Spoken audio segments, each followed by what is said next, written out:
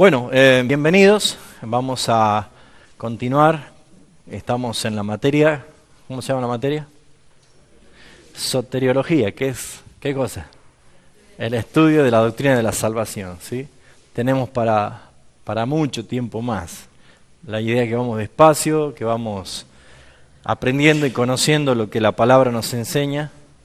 Y si bien es cierto, no tenemos todas las respuestas, y creemos que dedicándonos a estudiar y a conocer y a aprender nos va a ayudar mucho más, ¿sí? A admirar y a conocer quién es nuestro Dios y el plan, su plan eterno de redención. Ya venimos viendo desde cuándo, principio de año, ¿sí? Comenzamos con esto, bueno, desde marzo prácticamente, y creo que es muy importante saber que a medida que vamos avanzando en la materia, vamos a ir profundizando un poco más, ¿sí? Hoy ya entramos a un poco más. Hoy vamos a entrar a un tema que, por cierto, es polémico, es un tema de discusiones de siglos. No vamos a inventar nada nosotros, ni vamos a solucionar nada. Estamos en un seminario y estamos aprendiendo, por lo tanto tenemos que aprender y conocer lo que enseña la palabra, ¿sí? Y si vamos a hablar de la soberanía de Dios, es una doctrina bíblica, hay muchos textos, hay muchas formas de entender y conocer la soberanía de Dios a través de la palabra, y es lo que quiero que nosotros en esta oportunidad podamos empezar a ver. Una vez más vamos a ver algo panorámico, y de lo panorámico vamos a ir profundizando. Hoy no vamos a ver inmediatamente la soberanía de Dios en la salvación, porque eso es como saltar los primeros escalones y nos podemos caer, ¿sí? Entonces vamos a ir escalón por escalón, vamos a ir viendo principalmente qué dice la palabra acerca de la soberanía de Dios. Pero uno de los requisitos fundamentales de la exposición de la palabra de Dios es siempre conservar un equilibrio, siempre, en todas las cosas. No hay que caer en los extremos. Necesitamos entender que todo lo que la palabra enseña debemos tomarla siempre con el respeto debido a la palabra, con el equilibrio de las verdades que se encuentran allí, y también debemos nosotros aprender a estar en el acuerdo de Dios. ¿Por qué digo esto? Hay muchas cosas que en la palabra quizás no la vamos a entender, porque es un Dios infinito transmitiendo a hombres finitos y limitados, como todos nosotros, verdades eternas. Entonces, creo entender por qué dice la palabra que para el hombre natural las cosas que son del Señor le son locura, porque no las puede entender. Y nosotros no somos naturales o incrédulos, sino que somos ya nacidos del Señor. Pero ¿qué es lo que nos permite a nosotros ser diferentes? No porque entendamos también todas las cosas, sino que ahora nosotros utilizamos algo que nos ha dado el Señor como un regalo, que se llama la fe. Entonces yo por lo menos aplico estos principios. Las cosas que puedo entenderlas, las entiendo y me gozo por entenderlas. Pero las cosas que están en la Biblia y no las entiendo, uso la fe y las creo, porque Dios las dice. Y no trato de entrar en terrenos que no me es favorable. Porque tenemos un ejemplo bíblico de cuando Job quiso argumentar o discutir con Dios, ¿sí? Y entendemos qué es lo que produce, pero esos son casos únicos y excepcionales. Nosotros vemos que la palabra de Dios nos va a ayudar a poder ir convenciéndonos a través de la obra del Espíritu Santo, que nos da el testimonio de su veracidad, y también la aplicación de estos principios, de acuerdo lo vamos comprendiendo en la palabra de Dios. Pero les vuelvo a decir, hay cosas que son puntualmente que pertenecen a la soberanía de Dios, al decreto eterno de Dios, y como nosotros tenemos una declaración de fe y una convicción sobre la doctrina de la gracia, nosotros creemos que nuestro Dios es soberano. Pero hoy vamos a ver sobre la soberanía de Dios, pero de acá a un par de clases más vamos a agregarle algo a ese título, la soberanía de Dios y la responsabilidad del hombre, ¿sí? Entonces, la Biblia habla de estos dos conceptos. Por eso es que hay que tener un equilibrio entre las dos verdades. ¿Qué es la soberanía de Dios y qué es la responsabilidad del hombre? Porque una de las objeciones que muchas veces se presentan es que el hombre rechaza rotundamente la soberanía de Dios, pensando de que nosotros somos robots o somos títeres de Dios. Y eso no es verdad. O sea, la Biblia habla de que Dios es soberano y la Biblia habla de que el hombre es responsable de sus actos. Entonces, ¿podemos entender esto? Yo no puedo entenderlo. No puedo entender ni puedo explicar cómo funciona. ¿Pero existe? Claro que existe, porque la Biblia lo enseña. ¿Se entiende por qué tenemos que llegar a algunos argumentos por la fe? Porque hay cosas puntualmente que necesitamos ver que la palabra de Dios es inspirada por Dios y está dada a hombres falibles como nosotros y que tenemos una posibilidad, al ser vulnerables, de caer quizás en error de interpretación. Por eso es que sí o sí nosotros somos diferentes al resto de los mortales, porque fuimos renacidos del Espíritu y tenemos la vida del Espíritu en nosotros, cumpliendo la función para la que el Señor dijo que Él era necesario que se vaya. Porque el Espíritu Santo, ¿qué iba a hacer? Nos iba a guiar a toda verdad, nos iba a hacer recordar sus palabras, iba a acomodar lo espiritual a lo espiritual. Es la persona de la Trinidad más activa en este momento en nosotros, a través de la obra del Espíritu Santo, ¿sí? Entonces, hoy vamos a empezar un poquito a ver este tema tan importante y, repito, controversial por mucho tiempo, ¿sí? Pero en los tiempos que nos toca vivir a nosotros desde que se comenzó a predicar el Evangelio hace 20 siglos, podríamos decir que estamos viviendo los tiempos más difíciles, ¿sí? A medida que el hombre ha ido evolucionando en su conocimiento, creciendo en su conocimiento, en su capacidad de ciencia, de arte, de tecnología, de cultura, el hombre en verdad ha llegado al siglo XXI, podríamos decir, sorprendiendo a la humanidad con todas las cosas que hoy podemos ver y aún las que nosotros quizás ignoramos y ya están saliendo a escena, ¿no? De lo que el hombre realmente ha logrado hacer. Entonces, hay dos verdades bíblicas que no las podemos discutir que existen, que es la soberanía de Dios y la responsabilidad humana. Pero ¿qué pasa? Vivimos en un mundo donde el humanismo es tan grande, ha crecido tanto, las filosofías del hombre se han hecho tan fuertes y especialmente la demostración de la destreza creativa del hombre ha empezado a desplazar cada vez con más fuerza a Dios del protagonismo de este sistema, de este mundo, ¿sí? Es como que no encuentra Dios lugar. El pródigo no es el hombre, sino es Dios. Dios está lejos de este mundo. Es lo que se entiende. Entonces, vivimos en tiempos tan corrompidos en que el hombre viene a ser como Superman, el superhombre, en todas las cosas. Entonces, llegamos a perder o a desconocer la supremacía de Dios. En todos los aspectos, ya sean científicos, ustedes van a ver que es muy disputada las tendencias creacionismo y evolucionismo, filosóficos, tecnológicos, humanitarios, en todos los aspectos. Vamos a encontrar de que acá el que sobra es Dios. Y ustedes se van a dar cuenta de que la profecía de Isaías, 600 años antes que nazca Jesús, o sea, sumándole a los 2000 años que ya han pasado, casi 2600 y pico de años, casi 2700 años que Isaías dio una profecía, sigue siendo real y vigente hoy, de que Jesús sigue siendo despreciado entre los hombres y desechado. Sigue siendo desechado. Porque ustedes pueden pararse en cualquier esquina a hablar de Mahoma, de Confucio, de Buda, de quien quiera y la gente lo va a escuchar.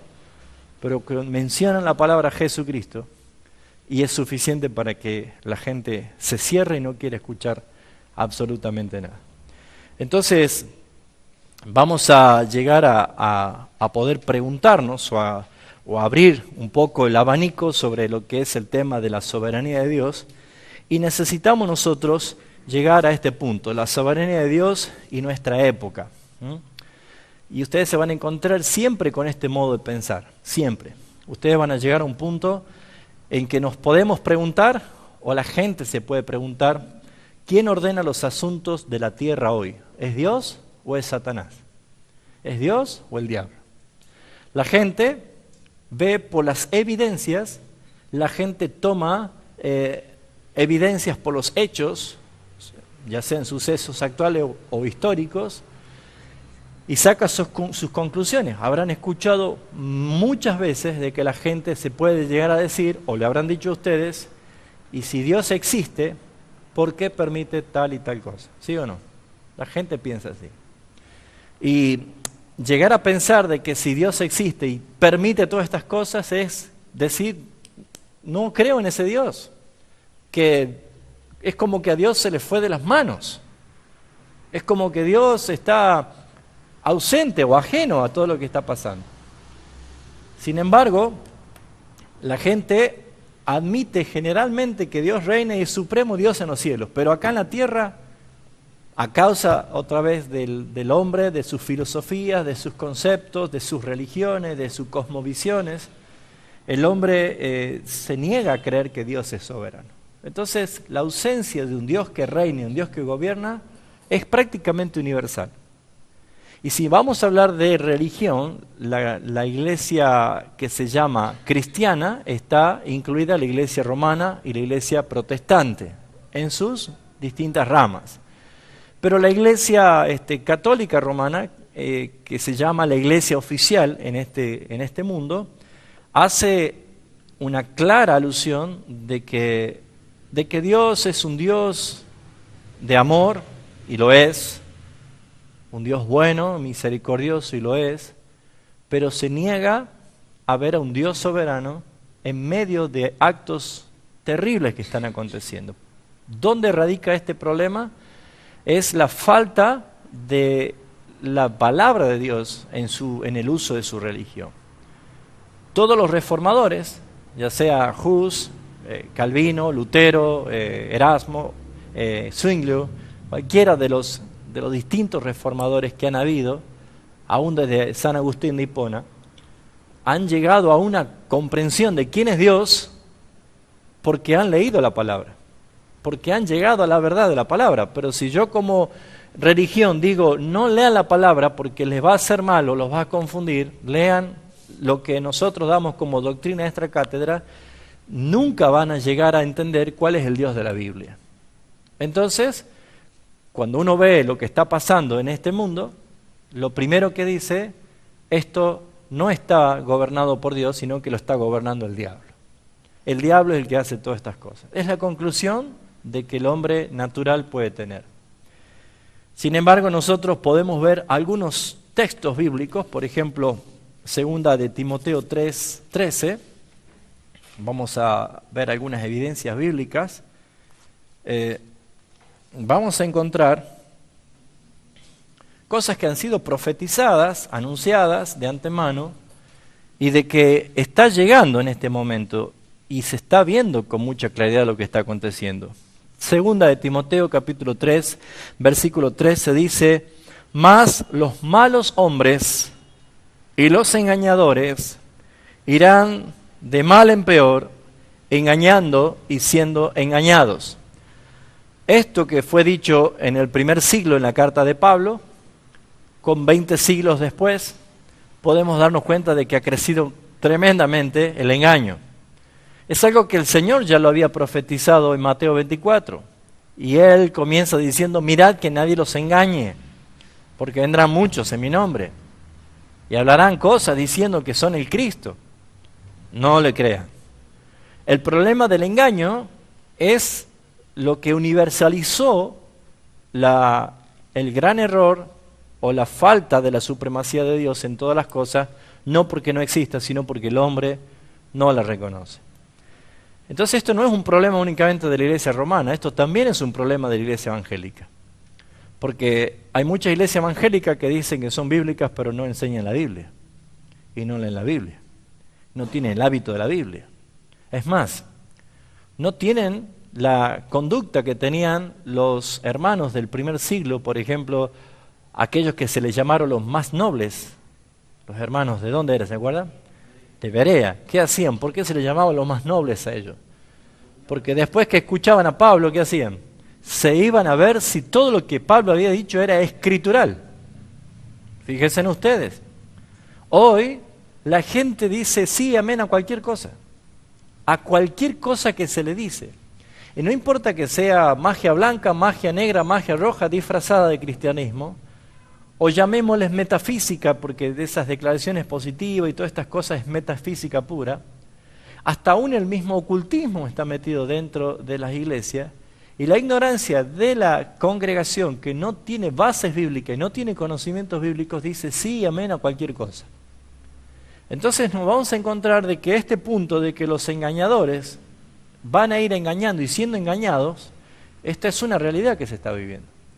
Pero también Jesús en Lucas capítulo 21, versículo 26, profetizó, haciendo referencia a los tiempos del final, antes de la venida del hombre, Jesús habla acerca de la conducta de los hombres en estos últimos tiempos. ¿Cuál será la conducta? Dice el versículo 26 de Lucas 21, desfalleciendo los hombres. Desfallecer es quedar sin aliento, quedar sin fuerzas, rendirse, deprimirse, ¿sí? Desfalleciendo los hombres por el temor y la expectación de las cosas que sobrevendrán en la tierra. Si bien es cierto, uno toma estos textos para ver específicamente cosas extraordinarias, ¿sí? Catástrofes climatológicas o cosas que pueden pasar, pero esto es mucho más amplio de lo que uno se puede imaginar. Las cosas que Jesús está profetizando es el tiempo este que estamos viviendo, de cómo el hombre está viviendo descreído de todo. Ha perdido todo uso de razón de moral, de ética. Ayer creo que fue noticia a nivel nacional y probablemente ya mundial de un juez que redujo una pena a un violador de un niño de 6 años. ¿Cuánto vieron esa noticia? Simplemente porque dijo que el niño ya era un homosexual y que estaba acostumbrado a ser abusado. Eso es aberrante. Entonces, cuando uno dice y lee estos textos que dice que los hombres desfallecen por el temor y la expectación de las cosas que sobrevendrá a la tierra, no sé si a ustedes les pasa, como nos puede pasar a todos, de llegar a decir, ya no me sorprende nada. ¿Qué más puede venir si esto está pasando? ¿Qué más puede venir? O sea, lo que uno está viendo es que este mundo cada vez va peor y que ya creo que ya hemos perdido la capacidad de asombro de la maldad del hombre y de la injusticia y la impiedad con que se están manejando todas las cosas. Entonces, esto que está profetizado, podemos ver que son cosas que salen inmediatamente en el pensamiento de cualquier persona. La pregunta, ¿y dónde está Dios? ¿O qué hace Dios? Entonces, conocer este atributo de la soberanía de Dios, lo primero que nos hace es llevarnos al silencio ante Dios, guardar silencio ante Dios. Es entender que Dios es soberano y es rey y que ejerce autoridad y gobierno sobre todas las cosas. Que es un poquito la introducción que vamos a hablar hoy, para luego poder entender la doctrina de la soberanía de Dios en la salvación. Porque si aceptamos todas las cosas que Dios es soberano y no acepto un punto, entonces no estoy aceptando nada de Dios. O es o no es. Entonces, lo que podemos ver nosotros aquí es que todo el mundo trata de observar que existe un Dios, pero ninguno quiere a Dios sentado en su trono. No acepta la decisión de que Dios es soberano. Entonces, si nosotros concentramos nuestra atención en lo que sería el mundo religioso, donde se ve las cosas, vamos a darnos cuenta de que el Señor sigue siendo despreciado y desechado en este sistema mundo, y que prácticamente la humanidad ha decidido o ha aceptado confiadamente caminar por un camino ancho y espacioso, que eso le llamamos un camino pernicioso. Y lo peor de todo es que los que van por el camino ancho, espacioso y pernicioso invocan un Dios, creen en un Dios, sienten supuestas bendiciones de un Dios en ese camino ancho y espacioso, pero la pregunta es, ¿ese Dios es el Dios de la Biblia? Acuérdense del segundo mandamiento que Dios dio en las tablas de la ley, diciendo, no te harás ninguna imagen ni ninguna semejanza, ni de lo que está en los cielos, ni en la tierra, ni debajo de ella. Nunca te harás una imagen, ni te postrarás, ni la adorarás. Y saben, quizás nosotros no cargamos imágenes visibles, pero ¿cuántas personas se hicieron un Dios imaginario, conforme a su imaginación? Un Dios que no es el de la Biblia. Un Dios que prácticamente es un Dios vulnerable, es un Dios pernicioso, un Dios que no inspira temor, un Dios que es compinche con mis tentaciones y mis pecados. Por eso es que se dan muchos casos de que hay muchos que dicen que son cristianos, pero pecan deliberadamente sin tener ningún remordimiento y luego van y agarran una guitarra y cantan en la iglesia y predican y hacen cosas como si fuera que nada sucede. Y déjeme decirle que un Dios falso no va a salvar a nadie porque no existe. Es el Dios de la palabra el que se ha revelado, el Dios que se dejó ver en las Escrituras. Entonces vuelven esas preguntas, salen las preguntas. ¿Dónde está Dios? ¿Qué hace Dios ante todo lo que está pasando? ¿Es impotente? ¿Es indiferente? ¿Quién es el que ordena todas las cosas y quién es el que gobierna todas las cosas en este mundo? ¿Es Dios? ¿Es el diablo?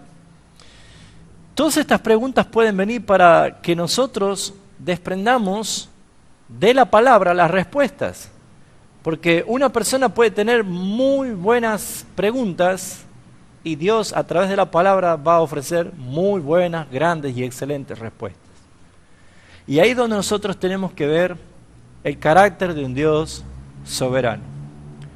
Entonces, como dice, es triste que andemos tan poco por fe, solamente movidos por emociones, pero tendríamos que vivir más convencidos qué es lo que la palabra de Dios nos dice. Entonces, ¿qué significa andar por fe? ¿Qué quiere decir? ¿Qué significa que nuestros pensamientos y nuestras actitudes estén solventadas por la fe? ¿Se acuerda Pablo en Romanos 10:17 que dice que la fe viene por qué? Por el oír, y el oír, no, han cometido un error grotesco. No es oír la palabra de Dios, es por la palabra de Dios. ¿Sí? A veces una letra cambia todo. Entonces dice, la fe es por el oír y el oír por la palabra de Dios, no la palabra de Dios, es por la palabra de Dios. Entonces es como que empezamos a darnos cuenta de que la palabra es viva, tiene vida y en verdad comprendemos cosas cuando la palabra está presente en la vida de una persona. Entonces, ¿quién está dirigiendo los asuntos de esta tierra?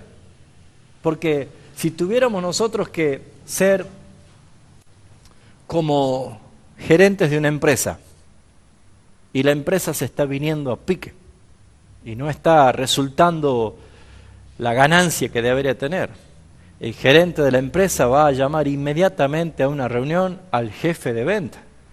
Y el jefe de venta para que pueda tener una explicación qué está pasando.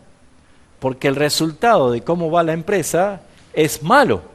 Y si es malo y vemos falencia en el jefe de venta, ¿qué va a hacer el gerente con el jefe de venta?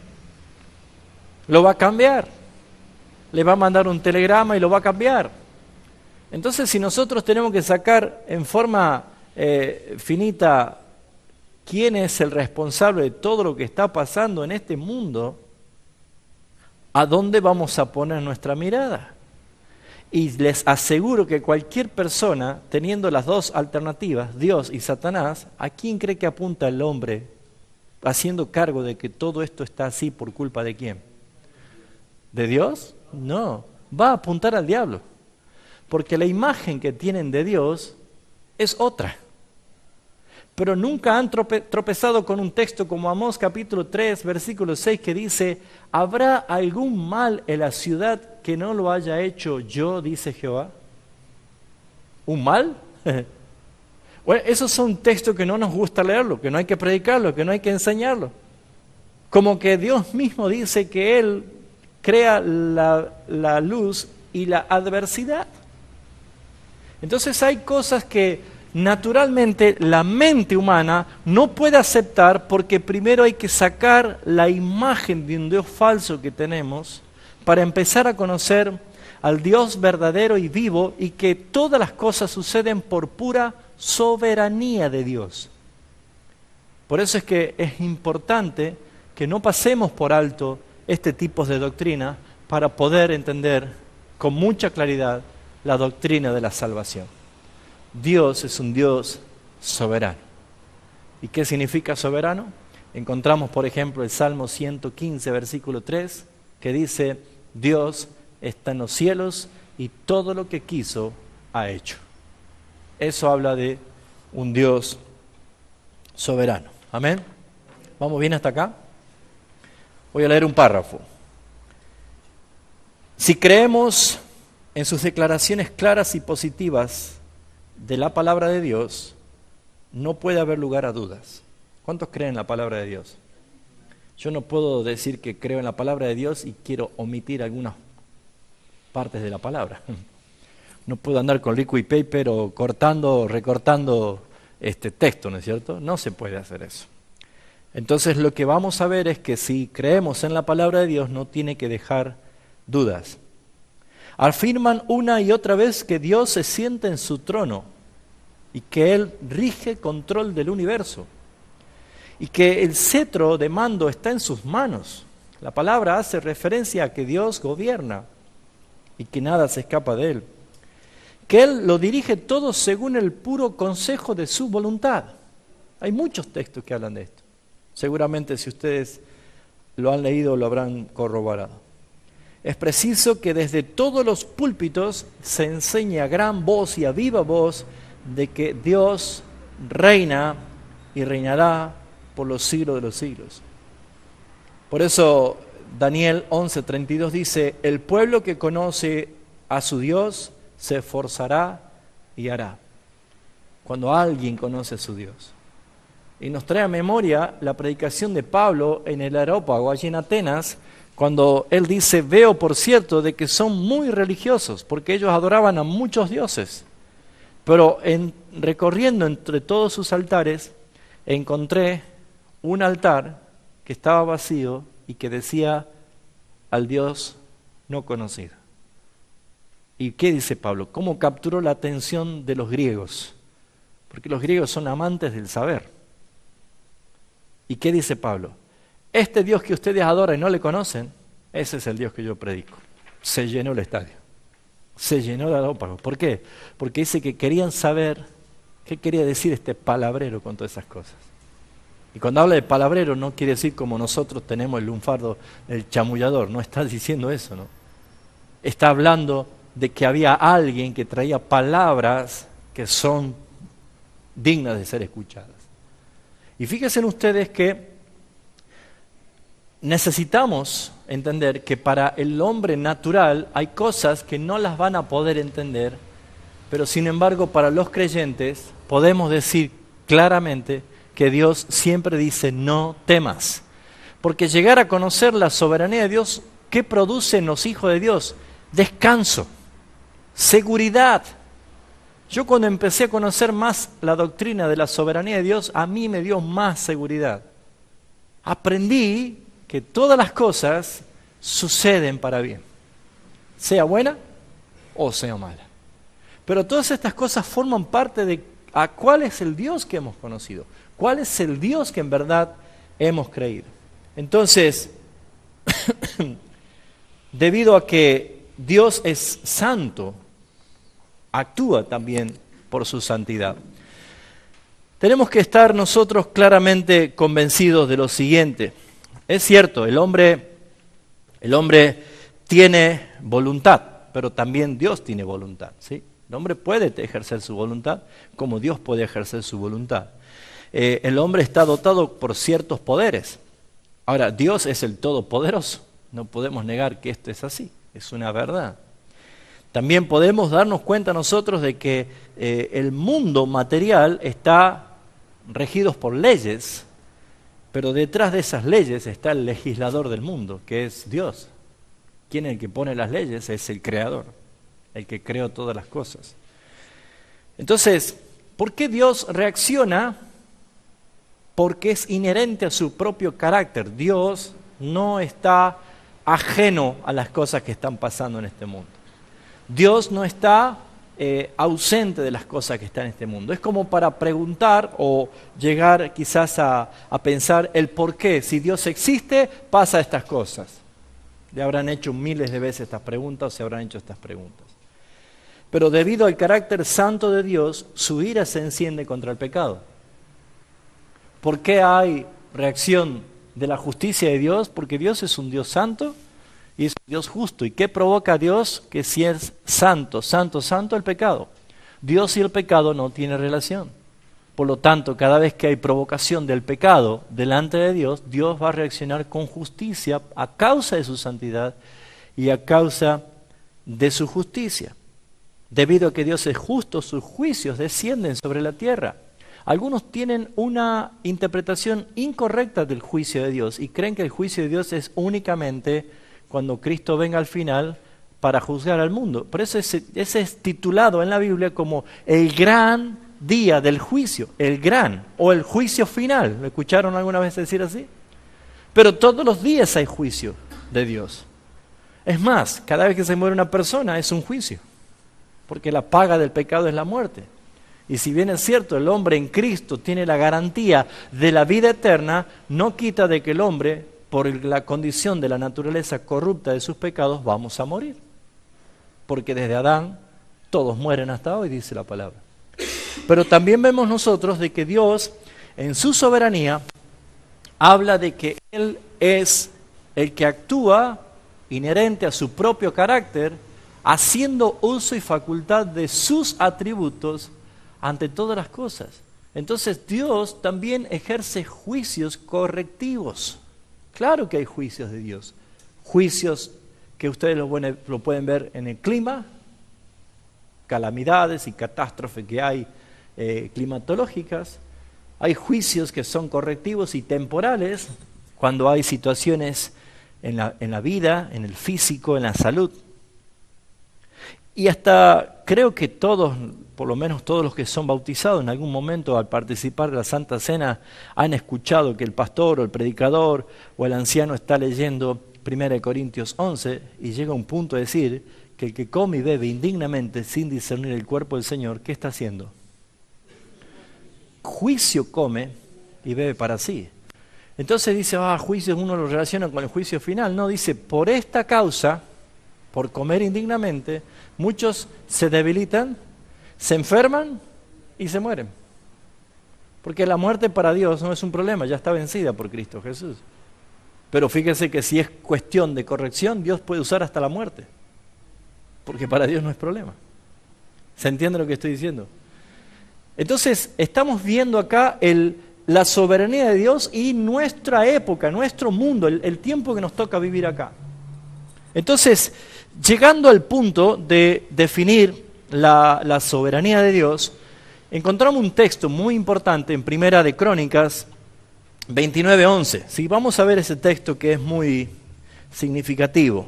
Primera de Crónicas, capítulo 29. Dice el versículo 11. Este es un texto donde se puede ver con mucha claridad cómo David, ¿se acuerda cuando David quería hacer el templo para Dios y Dios le dijo no? ¿Sí? ¿Usted se siente bien cuando Dios le dice no? A veces no nos gusta que Dios nos diga no, ¿no? Pero sin embargo David entendió y creo que lo que David pretendía era mucho más de lo que nosotros pretendemos, ¿no?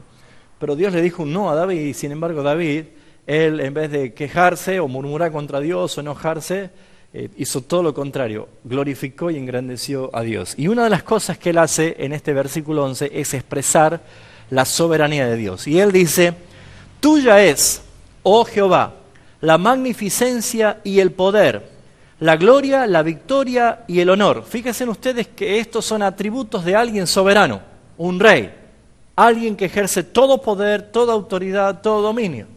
Volvamos a leer. David, el rey, hablando de Dios, de Jehová Dios, dice, tuya es, oh Jehová, la magnificencia y el poder, la gloria, la victoria y el honor.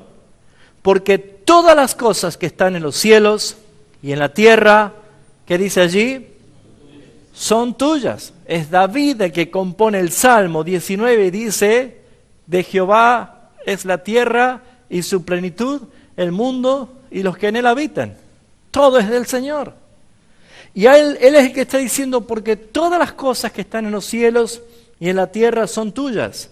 Tuyo, oh Jehová, es el reino, y tú eres excelso sobre todos. Y acá David está aniquilando toda posibilidad de que el hombre se engrandezca.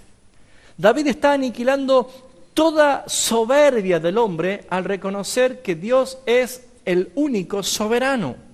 Y los atributos de alguien soberano lo vemos aquí detallado en este versículo. Incluso David habla acerca de que aquellos que creen que son o se creen alguien por tener poder de las riquezas, David empieza a desglosar este Dios soberano, incluyendo esto cuando dice el versículo 12, las riquezas y el poder proceden de ti. Las riquezas y el poder proceden de ti. ¿Saben por qué hay gente multimega millonaria en este mundo? ¿Por qué creen ustedes? ¿Por su esfuerzo?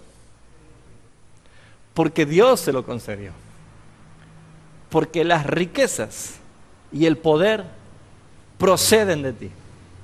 ¿Saben? Esto es algo que puede purgar nuestra alma, porque Pablo escribió diciendo que aquel que procura hacerse rico, ¿qué pasa? Cae en lazos del diablo, dice. Y también dice la palabra que el amor al dinero es la raíz de todos los males. Entonces, fíjense, ¿está mal tener dinero o querer prosperar? No está mal. Es más, Dios determinó y destinó de que el hombre sea altamente prosperado, porque no vamos a heredar simplemente una ciudad nueva de oro con perlas en las puertas y calle de oro. Nosotros vamos a estar en el lugar donde está Cristo, que es el mayor tesoro que podemos tener, estar con Él. ¿O ustedes quieren un cielo sin Dios? Que tengan todo, calle de oro, todas las, pero no esté Dios. Yo creo que eso no es así.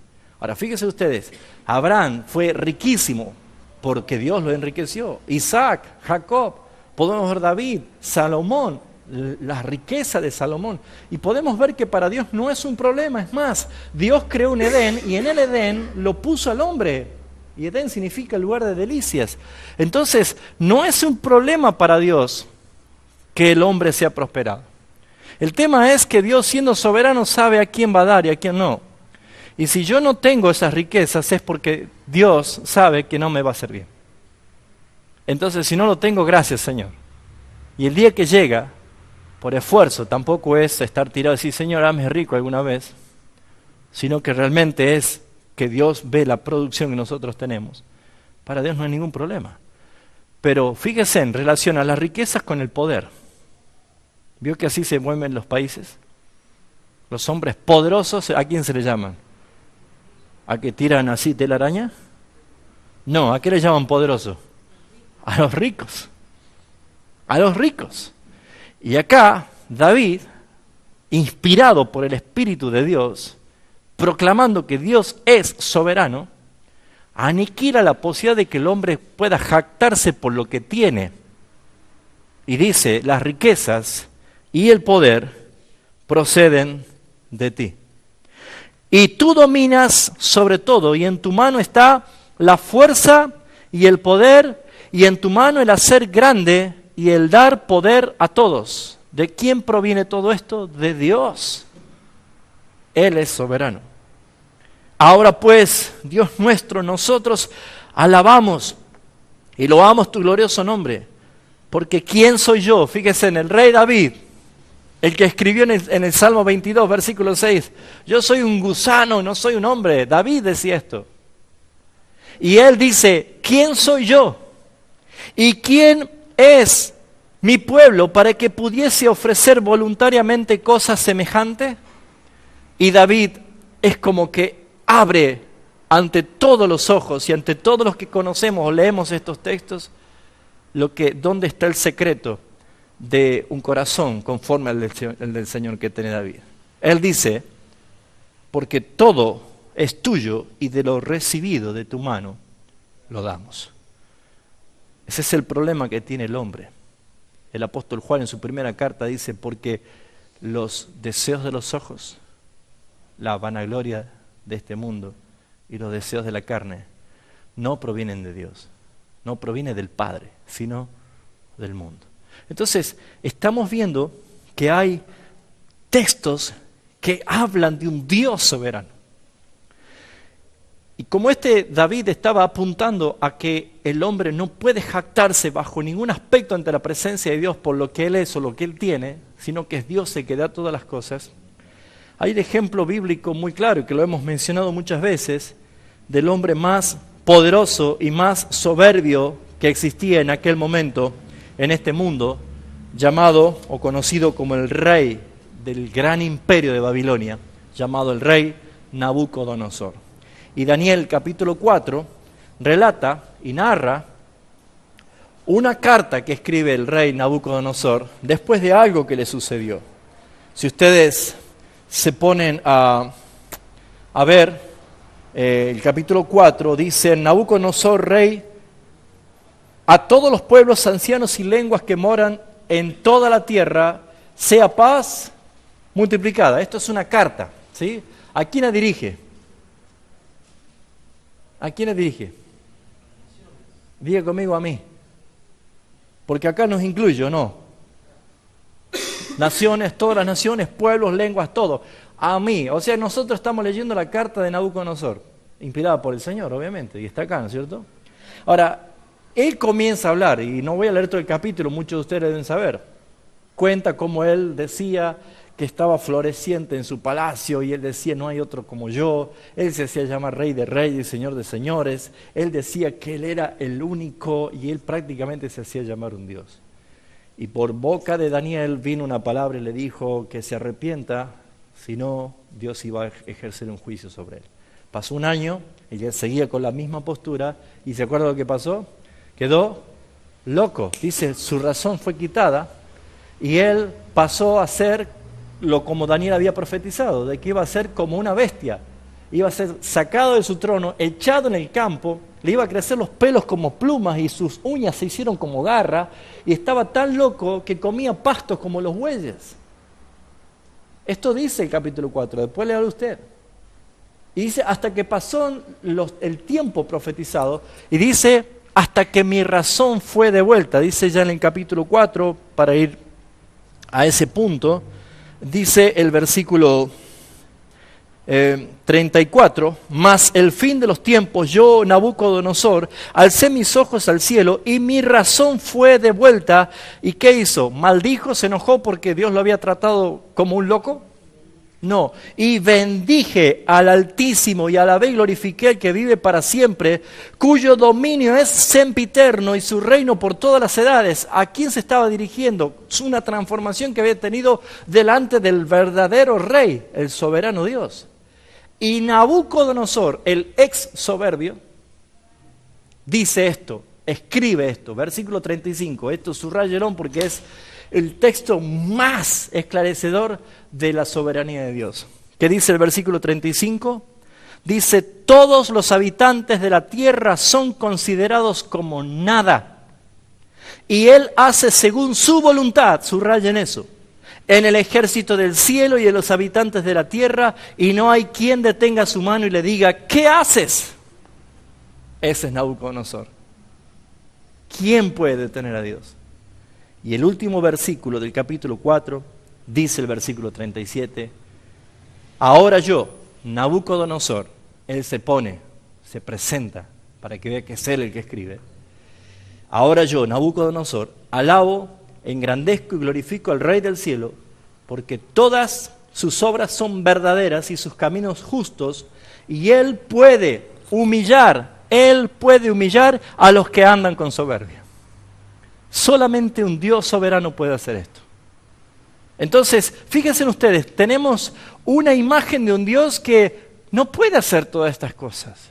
Sin embargo, la Biblia muestra un Dios que es soberano, que Él hace lo que Él quiere hacer.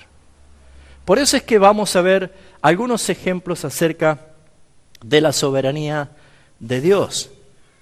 La soberanía de Dios que nosotros queremos hacer referencia es que Él es Dios, que Él es Rey, es por su supremacía. ¿Cuán diferente es el Dios de la Biblia con el Dios de la cristiandad moderna, ¿no? El Dios del siglo XXI es impotente, es frágil, es vulnerable, un Dios que no inspira respeto a nadie, porque cada uno hace lo que quiere. ¿Sabe por qué no hay temor de Dios en las iglesias? Porque ese Dios no es el verdadero. Cuando alguien empieza a conocer la palabra de Dios, empieza a conocer al Dios verdadero. Y por eso necesitamos volver a las Escrituras. La gran mayoría de nuestros semejantes se están muriendo, dicen las personas, y se están yendo al infierno sin esperanza. Esto equivale a decir que si la salvación depende de la decisión del hombre, y si cada persona que se muere se va sin Cristo al infierno, entonces tendríamos que hacer esta evaluación o esta ecuación matemática. Que Dios, el Padre, ha sido decepcionado porque esa persona no lo aceptó. Que el Hijo, que es el que murió, ha quedado insatisfecho porque no lo recibió en su corazón. Y que el Espíritu Santo está derrotado o fracasado porque no pudo hacer la obra. Argumentar diciendo de que el hombre es el que determina exclusivamente su destino eterno y que por lo tanto tiene poder para contrarrestar a su hacedor es despojar a Dios de sus atributos de omnipotente. La soberanía de Dios, de la Escritura, es absoluta, es irresistible y es infinita. Afirmamos que su derecho es el derecho que ejerce el alfarero sobre el barro. ¿Han leído Jeremías 18 alguna vez? ¿O han leído Romanos capítulo 9 cuando Pablo dice que acaso el barro va a discutir contra el alfarero y le va a decir ¿por qué me has hecho así? ¿No le dirá acaso el alfarero al barro yo no tengo autoridad para hacer de la misma masa un vaso de honra y otro de deshonra? ¿Por qué altercas contra Dios? ¿Por qué quieres discutir contra Dios? Un hombre puede discutir con un Dios falso, pero cuando empieza a conocer al Dios de la Biblia, es un Dios soberano. Y saben, si nosotros tenemos que empezar a ver cómo Dios obra en su soberanía, en todos sus atributos, podemos aprender lo que la palabra nos enseña, ¿sí? Como hoy no vamos a ver acerca de la doctrina de la soberanía de Dios en la salvación, estamos viendo conceptos panorámicos de la soberanía en todas las cosas que menciona la palabra. Por ejemplo, Dios es soberano en el ejercicio de su poder. Vamos a tratar de ver un poquito sobre esto. Dios es soberano en el ejercicio de su poder. ¿Cuántos creen que Dios es poderoso? Amén. Muy bien. Voy a llevar ese concepto de que Dios es poderoso a meditar o a preguntar o a hacer una evaluación sobre ese punto. Si Dios es poderoso y Él es soberano, Él ejerce su poder cuando quiere, donde quiere y como quiere. ¿Sí o no? Muy bien. Por ejemplo, Faraón se endureció y no quería permitir que Israel vaya al desierto a adorar y a hacer fiesta a Dios en el desierto. ¿Se acuerdan de esto en Éxodo? ¿Sí? ¿Y qué ocurrió?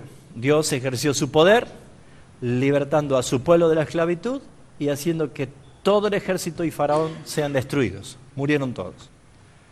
No estoy entrando en el detalle, estoy hablando de que Dios ejerció poder para lograr esto. Lo mismo pasó con los muros de Jericó, ¿sí? Jericó, con sus fortalezas, impedía de que de que el pueblo de Israel pase a tomar dominio sobre Jericó. Entonces, ¿qué pasó? ¿Cómo actuó Dios en esto? Dios hizo de que Israel no haga falta de que ellos tensaran un arco o que se combatieran en lucha cuerpo a cuerpo.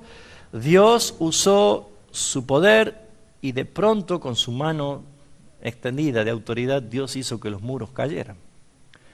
¿Cuál es el medio? Y bueno, dieron 7 vueltas y tocaron fuerte la trompeta, pero no es eso lo que hizo. Es más, en algún momento nosotros lo hicimos, en algún momento muchos lo habrán hecho. Es más, aún se sigue predicando cosas que han sido únicas e irrepetibles, como si fueran que son bases doctrinales. Mire, usted ¿Está teniendo falta de alimento en su casa? Dé 7 vueltas alrededor de la mesa y grite fuerte, comida, comida, comida, y va a tener comida. Hay muchas de estas cosas que pueden pasar, como dar vueltas a la cama del enfermo y hacer muchas otras cosas. Todas estas cosas pertenecen justamente a que uno se pone a ver el medio y no puede ver quién es el que ejecuta.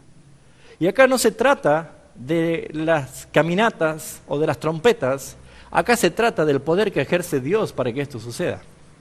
¿Se está entendiendo lo que estoy diciendo? Muchas veces caemos en el error de ver los medios empleados.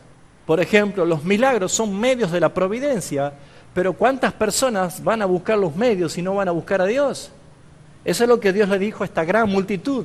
En Juan capítulo 6, un día Dios se dio la vuelta y le dijo a toda esa multitud, ustedes me siguen porque yo les doy de comer. Pero el que quiera seguirme, coma mi carne, beba mi sangre, tome su cruz, sígame. ¿Y qué pasó? Se ofendieron y se fueron. Se fueron, ¿eh? Dura es esta palabra. Alguna vez hice este ejemplo, es como, vio cuando le cortamos a los chicos una rebanada de pan y le ponemos dulce de leche y le damos el pan con el dulce de leche. ¿Y qué hace el chico? Se chupa el dulce de leche y te da el pan. Y ahí va de nuevo, otro poco más de dulce de leche. Y vuelve, hace lo mismo y te vuelve el pan. Y le decía en un momento, nene, comete el pan. Se te estás comiendo dulce de leche. Bueno, acá Dios y Cristo es el pan de vida y a Él no lo buscaban, buscaban los milagros, buscaban el dulce de leche. O sea, buscaban las dádivas que tenían de Él, pero no buscaban al hacedor. Y exactamente es el error que muchos caen. Entonces aquí necesitamos ver que la providencia de Dios en su poder estaba en que Dios hizo que los muros cayeran. Lo mismo sucedió cuando Dios interpuso su poder para que David venciera a Goliat. ¿Quién direcciona esa piedra para que sea justamente golpeando la frente? Si podemos tener una gran puntería, una gran destreza y podemos decir, sí, es que David ya había matado leones, había matado osos, eso es simplemente la providencia de Dios para cuidar de sus ovejas. Pero con toda la destreza, David no podía voltear a ese gigante, era Dios el que estaba allí, porque ¿qué hizo David?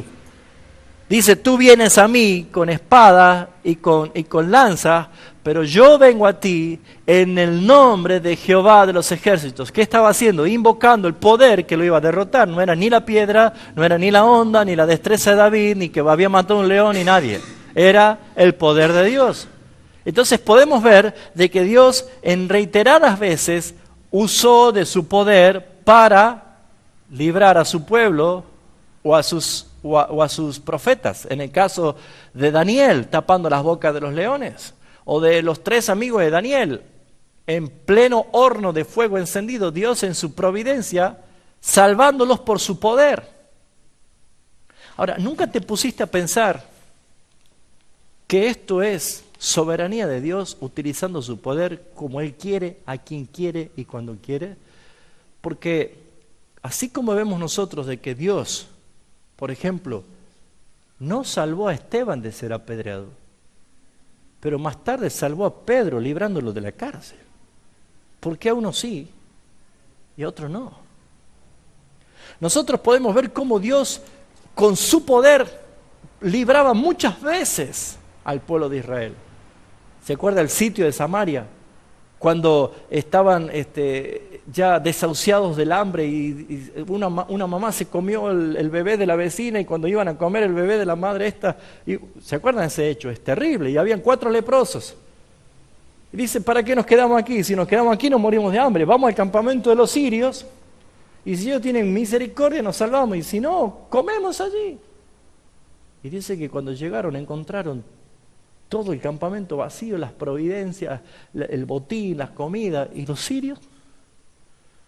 Y Dios en su gracia y en su poder había hecho que los sirios escuchasen como si venía un gran ejército para atacarlo y salieron huyendo y en la huida se mataban uno entre otros. O sea, ese es el Dios, es el mismo Dios que tenemos nosotros, pero sin embargo llegamos nosotros, por ejemplo, a Hebreos capítulo 11. Fíjense en ustedes lo que dice este hermoso capítulo que es de la fe, y que no hay duda de que comienza hablando de los grandes hombres y mujeres de la fe que marcaron la historia, pero sin embargo llegamos al versículo 36, Hebreos 11, 36 en adelante, y fíjense en qué curioso que pareciera de que la moneda ha dado vuelta.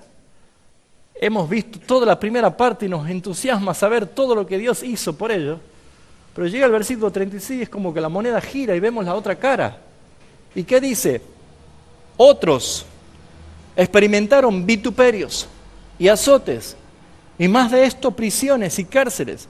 Fueron apedreados, aserrados, puestos a pruebas, muertos a filo de espadas. Anduvieron de acá para allá, cubiertos de pieles de ovejas, de cabras, pobres, angustiados, maltratados. Perdón, si Dios hizo rico a Abraham y acá hay pobres, del mismo pueblo, de la misma iglesia, si acá estaban en bienestar, acá estaban angustiados y maltratados, ¿quién hace esto? Es Dios. ¿Por qué? Porque es soberano, ejerce su poder con quien quiere y como quiere. ¿Cuántos de los que están aquí presentes han sido alguna vez librados de la muerte? ¿De algún accidente? ¿De alguna...? ¿Sí? Saben que han sido librados de la muerte. Y sin embargo pueden tener a un amigo, a un familiar que capaz que de la forma más absurda se murió. Y dice, ¿por qué a mí y por qué a otro no? Todo esto forma parte de poder entender que la Biblia no esconde secretos de la soberanía de Dios.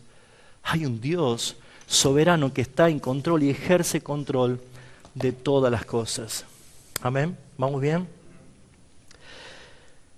Wow. Este poder de Dios no siempre se interpuso para liberar al pueblo. A veces leemos que también otros padecieron y sufrieron grandemente y no fueron librados como los demás. No fueron quizás favorecidos como los demás. ¿Qué quiere decir? ¿Que Dios amaba más a uno que a otro? No. Pero lo que hay es propósito eterno de Dios. Hay propósitos y hay un plan de Dios. ¿Cuál sería la respuesta? Dios es soberano. También Dios ejerce su soberanía en el ejercicio de su misericordia. ¿Escucharon a veces en la jerga popular diciendo, este quiere ser más misericordioso que Dios? ¿Sí? Aplicando mal la misericordia, obviamente, ¿no? Pero hay textos bíblicos que enseñan que Dios es soberano, aplicando su misericordia también con el mismo criterio de su poder. A quien quiere, cuando Él quiere y como Él quiere. Es más, la mayor expresión de misericordia de Dios la demostró cuando Dios se encarnó y se hizo hombre y vino a este mundo para morir por los que no merecían. Porque nosotros no somos salvos por justicia, somos salvos por misericordia. Y al ser salvos por misericordia no podemos pedirle a Dios justicia, porque si le pedimos justicia no se salva nadie. Porque no hay justo ni siquiera uno. Todos pecamos. Entonces, nos encontramos con textos, por ejemplo, Romanos capítulo 9. Y estos son textos de que muchos predicadores omiten predicar o enseñar porque sinceramente no saben qué respuesta dar. Esto es porque quizás no se han encontrado con el Dios de la Biblia, porque no se han encontrado con el Dios soberano. Y Romanos capítulo 9 dice el versículo 15, por ejemplo, para detonar una pequeña bombita. Pero este es el carácter del Dios soberano. Dice, pues a Moisés dice, Dios le dijo esto a Moisés, tendré misericordia del que yo tenga misericordia y me compadeceré del que yo me compadezca. ¿Qué opinan de ese texto? Mejor pasemos a otro. En el versículo 13 dice, como está escrito, a Jacob amé, mas a Esaú aborrecí. Y recién hemos leído que Nabucodonosor decía, no hay nadie quien detenga su mano y le diga a Dios, ¿qué haces? Nadie, porque es Dios. Versículo 18 del mismo capítulo dice, de manera que de quien quiere tiene misericordia y al que quiere endurecer, ¿qué hace?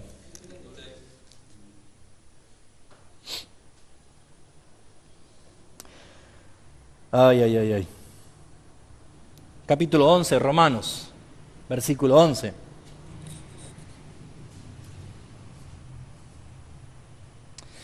Digo pues, ¿ha tropezado los de Israel para que cayesen? En ninguna manera, pero en su transgresión vino la salvación de los gentiles. O sea, porque ellos se endurecieron, vino el evangelio para nosotros los gentiles, para provocarles a celo. Y si su transgresión es la riqueza del mundo, su defección la riqueza de los gentiles, ¿cuánto más su plena restauración? Porque a vosotros hablo gentiles en cuanto soy apóstol a los gentiles y honro mi ministerio.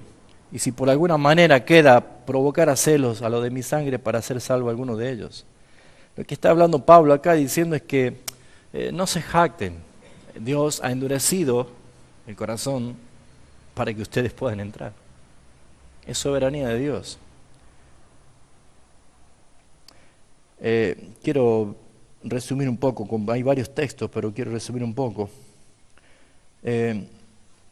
Dice el versículo 7, el capítulo 11, que pues lo que buscaba Israel no lo ha alcanzado, pero los escogidos sí lo han alcanzado. ¿Y los demás qué dice? Fueron, no se endurecieron, fueron endurecidos. Con referencia al capítulo 9, versículo 18, que dice que aquí Dios quiere endurecer, endurece. Y déjeme decirle que a la hora de predicar el Evangelio no necesitamos poner un pianito, hablar con palabras y con muchos ejemplos como para tratar de convencer, porque la palabra de Dios es viva, tiene vida propia. Porque la palabra es el verbo y el verbo es Cristo. Y no necesita la ayuda de nadie. Tratar de crear el ambiente para que reciba la palabra o explicarle con dibujitos o con títeres o con payasos y cuantas cosas más, como se llama, mal llamada evangelio creativo, todas estas cosas, es no confiar en el poder que tiene la palabra de Dios. El poder de la palabra de Dios es suficiente, por eso Pablo dice, no me avergüenzo del evangelio porque es poder, es dunamis, es poder de Dios para salvación, sí. Isaías 44:18 dice, no saben ni entienden porque cerrados están sus ojos para ver, su corazón para no entender. ¿Quién lo hizo, no? ¿Quién lo habrá hecho? Esto es como para ver panorámicamente lo que la Biblia habla de un Dios soberano que ejerce autoridad y control de todas las cosas. También Dios es soberano en el ejercicio de su gracia, en el ejercicio de su gracia. Y es necesario que pudiésemos entender todos que la gracia es el favor mostrado hacia los que no se la merecen. Eso significa gracia. Es un favor demostrado o mostrado para los que no se la merecen. Y si no la merecemos, no podemos reclamarla, ¿no es cierto? ¿Usted puede ir a reclamar algo que no se lo merece? No, ¿no es cierto? Entonces, si somos salvos inmerecidamente, porque ¿qué merecíamos legalmente y por justicia? La condenación eterna en el infierno, la muerte eterna. Esa era nuestra sentencia. Es más, nosotros hemos nacido ya condenados. Jesús dijo, yo no vine a condenar al mundo, el mundo ya está condenado. Yo vine a salvarlos, que es distinto. Yo vine a aplicar misericordia. Porque el mundo ya está perdido, ya está. Es más, cuando nosotros decimos, ha nacido un angelito, no, ha nacido un pecador condenado. Le pongamos todo lo que quiera, pero David dice, en pecado me concibió mi madre. ¿Se entiende lo que estoy diciendo?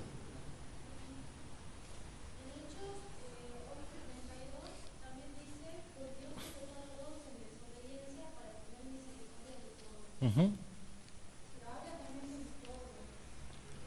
Ese va a ser para la otra clase, porque no llegué a la doctrina de la soberanía en la salvación. Cuando vos decís, invité a mi cumpleaños a todo el mundo, yo no fui, y soy del mundo. Entonces, no siempre la palabra todo es todo inclusivo en la palabra. Hay que tener la misma lectura, ¿sí? Entonces, cuando dice todos, ¿todos qué? Siempre hay que ver el contexto de todas las cosas. Y siempre Dios habla de un todo, en un todo de un grupo o un pueblo escogido por Dios. ¿Sí? Siempre hay que entender eso. Pero cuando veamos el miércoles que viene doctrina de la soberanía de Dios en la salvación, se te va a aclarar más el concepto. Muy bien. El ejercicio de la soberanía de Dios en la gracia. ¿La gracia qué es? un regalo que no merecíamos, un favor que no merecíamos. Merecíamos más bien la condenación en el infierno, pero la gracia ha sido destinada como un favor inmerecido de Dios hacia el pecador. Y si es inmerecido, nadie puede reclamarlo como derecho, sino que por lo tanto, si Dios salva por su gracia y por su misericordia, Él es el que concede salvación a quien quiere y como quiere. ¿Sí o no? Por eso digo que estos puntos de la doctrina son ciertos puntos polémicos, porque el hombre está impregnado de algo que se llama libre albedrío.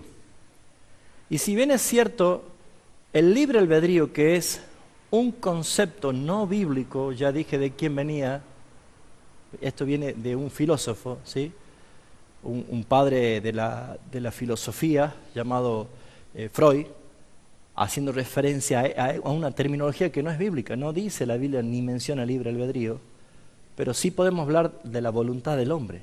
Y como dije, Dios es soberano y el hombre es responsable de sus actos.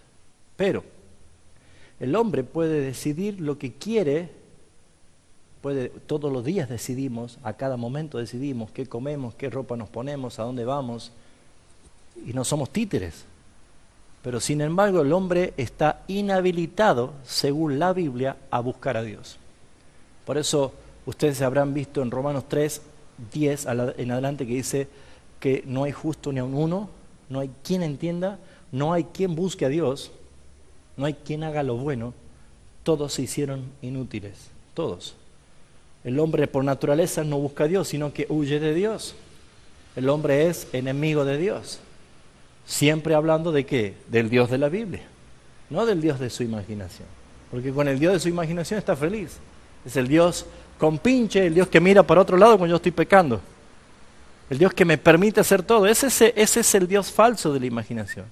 Pero el Dios de la Biblia dice que no hay cosa creada que se esconda delante de su presencia. Todas las cosas están abiertas y desnudas ante los ojos de aquel a quien tenemos que dar cuenta. Hebreos 4:13. Todas las cosas están abiertas y desnudas ante los ojos de aquel que tenemos que dar cuenta. Eclesiastés 12:14 dice, y Dios traerá a juicio toda obra, sea encubierta, juntamente con toda obra encubierta, sea buena o sea mala. O sea, hay un Dios que todo lo ve. Cuando hablamos del atributo de la soberanía, de la omnisciencia de Dios, nos cae la ficha después de decir, cuando queremos comentar con alguien y decirle, mira, te voy a decir algo que nadie lo sabe, esto queda entre vos y yo, y nos olvidamos que hay un tercero, ¿no? Hay un tercero, que Dios todo lo ve, todo lo sabe. El Salmo 139 dice, estoy maravillado, estoy sorprendido, este conocimiento es demasiado maravilloso para mí, decía David, es tan alto que no lo puedo comprender. ¿De qué estaba sorprendido? Él decía, que aún no llega la palabra a mi boca y Señor, tú ya la sabes. Que todos mis pensamientos te son conocidos desde lejos. ¿A dónde puedo huir de tu presencia? Decía. Jeremías es el que escribe, dice que Dios conoce las intenciones del corazón, discierne los pensamientos y las intenciones del corazón. Entonces cuando empezamos a conocer al Dios de la Biblia y decimos, Señor, somos salvos por gracia, y la gracia es aplicativa a través de la misericordia de Dios. Ahora, ¿se acuerda que mencionamos la semana pasada 2 gracias? Porque se enseña de la gracia de Dios, pero no vemos que hay 2 gracias. Está la gracia común y la gracia especial, ¿sí? Pablo, el Evangelio de Juan dice, de su plenitud tomamos todos y gracia sobre gracia, sobre gracia sobre gracia. Y Pablo dice en Corintios, dice, porque con este fundamento, con este propósito quise ir a vosotros para que recibiesen una segunda gracia. Entonces, ¿cuál es la segunda gracia? ¿Cuál es la primera gracia? ¿Cuál es la gracia común y la gracia especial? Y ya hablamos, la gracia común es para todos, para todo el universo. ¿Por qué? Porque Dios sustenta su creación. La Biblia dice que Dios hace llover sobre justos y pecadores. Si yo puedo tener aquí una huerta y soy un poderoso hijo de Dios y al lado mío es un poderoso satanista y tiene una huerta, y cuando llueve, le llueve para los dos. Eso se llama gracia común. La gracia común la vemos a través del cuidado que Dios tiene a través de todas las cosas. Que te atienda un médico es gracia común. Que te eduque un profesor es una gracia común. Que tengas un hogar es gracia común. Los talentos, las habilidades, todas estas cosas es gracia común. Messi es lo que es porque lo ha recibido de Dios, no porque Él lo desarrolló. Santiago 1:16 dice, no erréis, toda dádiva y todo don perfecto desciende del Padre de las luces. No es de ustedes, no tenemos habilidades naturales, es Dios. Eso, Éxodo 34, 35 también habla de que Dios le ha dado capacidad en toda ciencia, en todo conocimiento, en toda arte, en toda destreza, en ingeniería también dice. Proviene del Señor. Pero eso es gracia común, no es una gracia que salva, es una gracia que preserva. Las leyes de tránsito, un policía, un juez, alguien que infunda autoridad, la constitución de la nación, todo eso es gracia de Dios, porque se pusieron a pensar ¿qué sería un día sin leyes? ¿Qué pasaría en el tráfico sin ley de tránsito? Si mañana dice, hoy es el día de la anomía, hoy es el día de vivir sin ley, así que cada uno haga lo que quiera. Por gracia común, Dios sustenta y guarda la creación. Pero la gracia especial, esta segunda gracia, es una gracia salvífica. Esta gracia se expresa con el don y la dádiva de Dios de darte la fe para creer y el arrepentimiento para vida eterna. Sin esto nadie se salva, porque uno es salvo por la fe, mejor dicho, por gracia, por medio de la fe y por el arrepentimiento. Nadie se salva por obras, no es en medio. Pero eso lo vamos a ver el miércoles que viene. Ahora, también encontramos nosotros la soberanía de Dios en la creación. ¿Dónde está? Acá. En la creación. Dios ejerce soberanía y control a través de la creación. Por ejemplo, Apocalipsis 4:11 dice, Señor, digno eres de recibir la gloria y honra y virtud, porque tú creaste todas las cosas y por tu voluntad tienen ser y fueron creadas. Subsisten y fueron creadas. Dios las creó. Todas las cosas, desde lo macro hasta lo micro. Los otros días estaba, no me acuerdo en dónde estaba, creo que fue, no sé a qué lugar había ido, y mientras esperaba, se me dio por ver en la pared, una pequeña, no sé, era un mosquito chiquitito que se apoya en la pared, y de pronto sale una arañita, ¡puc!, se lo mandó, y me quedé. Nunca vieron ese cuadro, ¿no? ¿Y sabe qué me disparó en ese momento? Digo, ¿y qué pasó con ese mosquito? Estaba vivo y ahora se murió. ¿Y se murió? Es una vida que acaba de dejar de existir, ¿sí o no? Porque estaba vivo. Y uno se pone a ver en lo micro, como se puede poder a ver lo macro. ¿Nunca te pusiste a pensar qué hacen esos mosquitos que están pegados en el azulejo del baño? ¿Cuál es el sentido? Y uno no lo sabe. Uno se pone a ver y dice, ¿qué estos mosquitos? Yo no conozco mucho de ciencia o de laboratorios, pero dice que los parásitos tienen encima de ellos otros parásitos que se llaman epiparásitos. O sea, parásitos que están arriba de los parásitos. ¡Wow! Es impresionante. Y dice que Dios creó todas las cosas. Y por Él subsisten, tienen un propósito de ser. Como lo macro y lo micro. La ciencia no puede llegar hasta lo infinito de lo macro y no puede llegar hasta lo mínimo de lo micro. No puede llegar. El único número que existe es el 1, ¿sabían? ¿Cuántos creen esa teoría? Porque 1,1, 1,2, 1,3 y siguen hasta el final. Van a llegar al infinito. Nunca van a llegar al 2. ¿Se pusieron a pensar o no? ¿Sí o no? El 2 lo hacemos simplemente como para poder lograr la ecuación y la cuenta. Como para, damos por finalizado, bueno, 1 sigue el 2. Pero entre el 1 y el 2, ¿cuánto hay? Si ponemos 1,1, 2, 3, 4, ¿cuándo llega el 2? O sea que el único número que existe, ¿cuál es? El 1. Lo demás es una sugerencia matemática para poder establecer. ¿Y quién dice la palabra que es el 1? Es Dios, el 1. Yo soy el 1.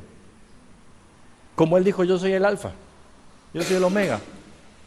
Entonces, ustedes mismos se van a ir dando cuenta de que hay muchas cosas que podemos nosotros darlo por sabido, pero la misma evidencia, la misma palabra, dentro de la teología sistemática hay una materia que se llama apologética también, que es buscar las evidencias científicas para justificar nuestra fe, para aquellos que exigen razón. Pero nos damos cuenta de que hay muchas cosas que hablan de un Dios que se encarga de su creación, desde lo micro hasta lo macro. Las constelaciones. ¿Cuánto tiempo habrá llevado a los astrónomos poder descubrir la Osa Mayor o Orión? Y ya Job lo está diciendo en la Biblia.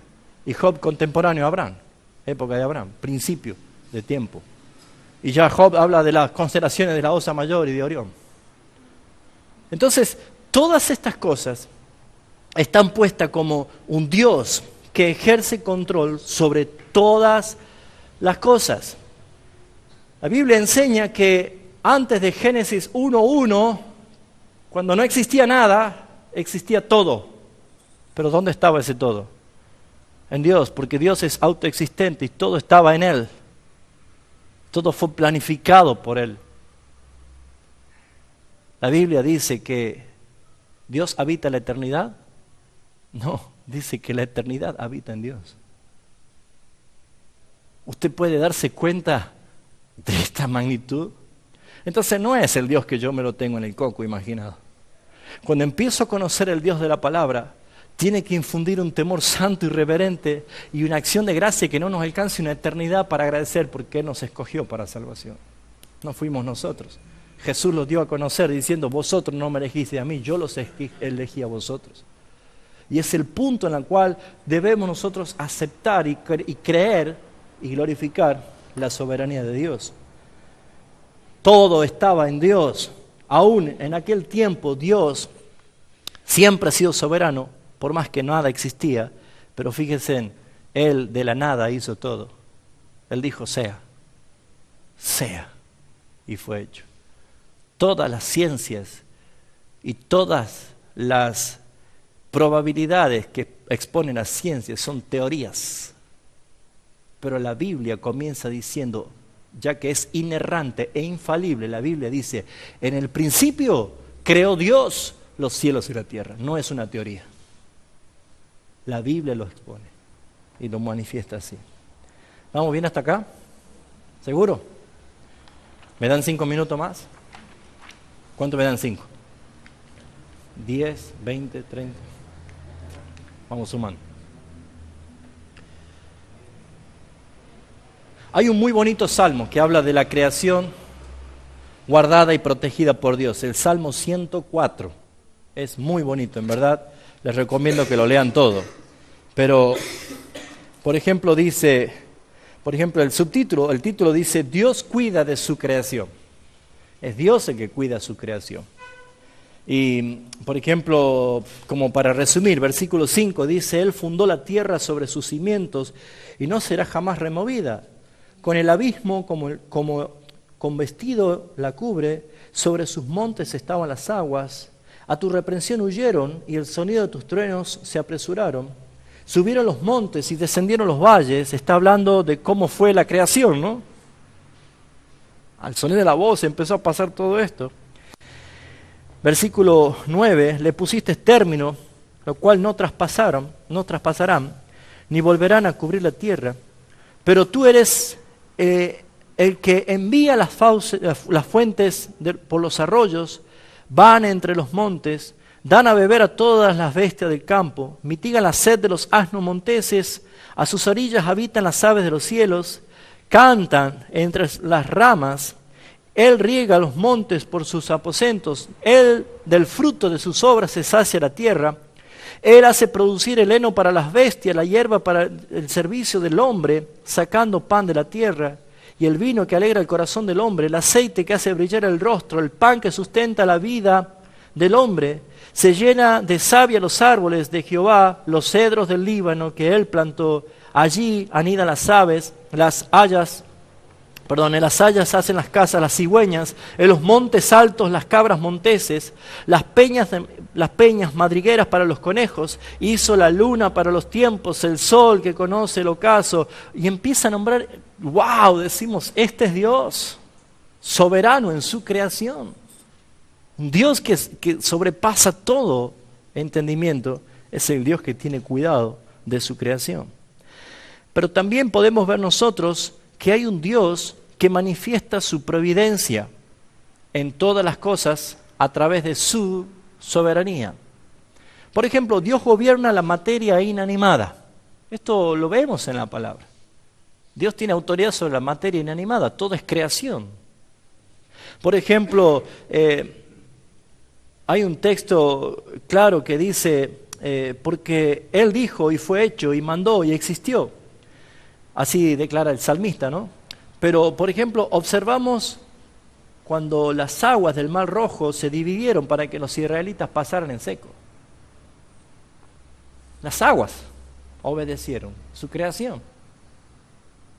Y es soberanía sobre materia inanimada. Por ejemplo, vemos nosotros cuando la tierra se abrió en dos para tragar a la rebelión de Coré. ¿Se acuerda Coré que se había enojado y que había murmurado? Y se abrió la tierra y se los tragó. Moisés habrá quedado diciendo, Él lo hizo. Dios en autoridad soberana sobre la creación, sobre la materia inanimada. Podemos ver nosotros cuando el pueblo estaba pasando, el mar se abrió como dos grandes murallas para que el pueblo pase en seco. Podemos ver cómo Dios, para poder llevar adelante su plan sobre lo que había hablado al profeta, al rey Ezequías, se acuerda que él retrocedió 10 grados la sombra, algunos dicen el sol se detuvo, ¿no? Pero fue, los científicos dicen falta un día en el universo, ¿no? Y bueno, cuando el rey Ezequías estaba allí y Dios 10 grados retrocedió la sombra, ¿no? Como diciendo que el sol volvió para atrás 10 grados, ¿no? En realidad es la tierra la que se ubicó, y el otro es cuando, ¿cómo se llama el nombre? Se me fue, Josué en Ajalón, ¿se acuerdan? Cuando estaba y no terminaba de matar, y dice, pero ya se está terminando el día y no termino de matar, entonces, sol, detente en Ajalón. Y se paró el sol y dale matando gente hasta que se hizo de noche, ¿no? Entonces volvió. ¿No conocían esta historia? Bueno, hay Biblia online también, ¿no? Pero son cosas extraordinarias. Dominio de Dios en su creación, en materia inanimada. Como también Dios tiene un perfecto control sobre la lluvia. Mandó a que no lloviese y no llovía. Y luego mandó que lloviese y llovió. ¿Qué podemos decir cuando el gobierno que Dios ejerce soberanamente sobre las criaturas irracionales? Los animales. ¿Alguna vez se puso a pensar lo que sucedió cuando Dios le dijo a Noé que iba a mandar un diluvio y que se haga un arca para salvar animales de toda especie? Póngase usted en lugar de Noé. Eran 8, ¿no? ¿Cómo hacemos? Y Dios se encargó de traer de todas las especies de 2 en 2. Y Noé solamente tuvo que ubicarlo en cada uno de los aposentos que él había hecho, y estuvieron allí durante todo el proceso del diluvio sin comer el león, a la gallina, ni nada. No hicieron nada de esto. Una soberanía, un control soberano de Dios sobre la creación, sobre los seres irracionales.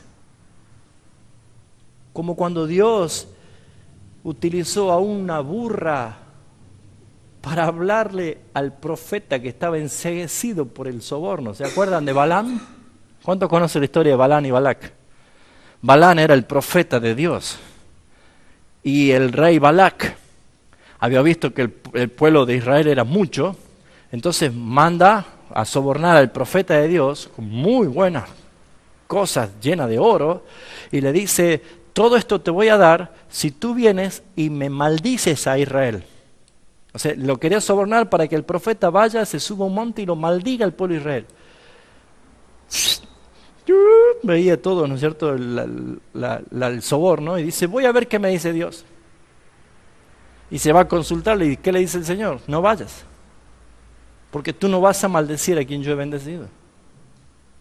Y dice, rey Balaam, disculpe, pero Dios no me permite que yo maldiga al pueblo bendecido. Se fueron los mensajeros, le dicen al rey esto, dice que volvió con más soborno, con más regalo, más oro. Y el otro,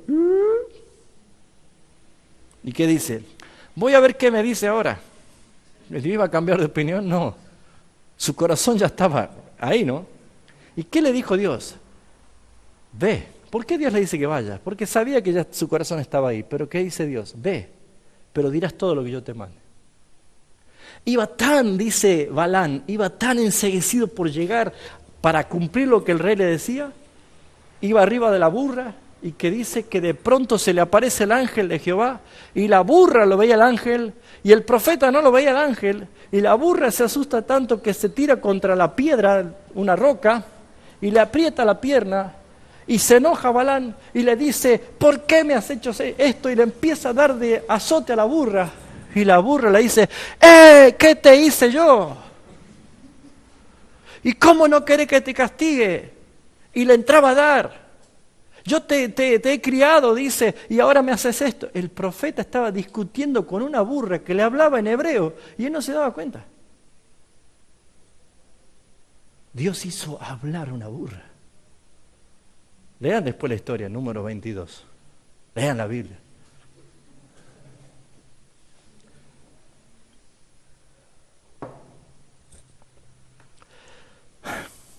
Tremendo, ¿no? Luego Dios envía dos osas para devorar a los 42 enemigos que había de Eliseo, los que atormentaban a Eliseo. 2 osas salieron, devoraron todo. ¿Y qué podemos decir de Jonás? No quería ir a Nínive, se toma un barco para el otro lugar. Y Dios dice, me gusta Jonás que dice, y Dios tenía preparado una tormenta.